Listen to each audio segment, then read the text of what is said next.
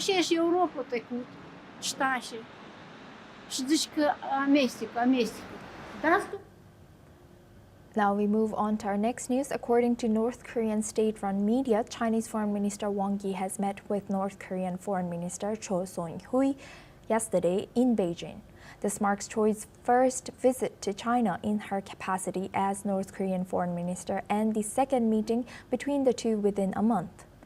Wang Yi, Foreign Minister of China, highlighted that the historic meeting between the leaders of the two countries earlier this month laid out a blueprint for bilateral relations. He also emphasized that the traditional friendship between China and North Korea is a precious asset shared by both nations and reaffirmed that maintaining, consolidating, and developing these ties remains China's unwavering strategic policy.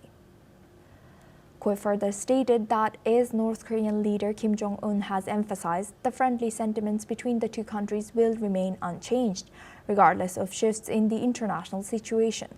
She also stressed the importance of strengthening cooperation to counter unilateralism and hegemony, as well as in establishing a multipolar world order based on justice and fairness. Now we move on. German Defense Minister Boris Pistorius has called on the European Union to provide a more flexible regulatory framework for the defense industry. Speaking at the Warsaw Security Forum on Monday today, Pistorius urged Europe to give sustained and stronger support to Ukraine following intensive Russian bombardment over the weekend. He further stressed that European and Ukrainian defense industries must work more closely and effectively with the EU backing this collaboration through flexible regulations.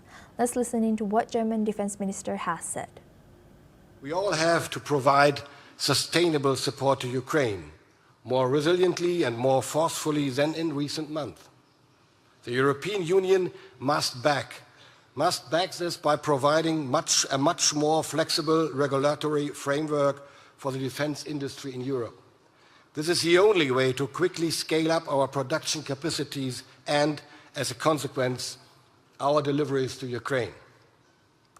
This is in our very own strategic interest, as our American allies are turning more and more towards other regions and as we work towards preserving peace and collective security in Europe. Vladimir Putin does not want a ceasefire, and he does not want peace for Ukraine. So today we must focus on empowering Ukraine and bolstering its defense.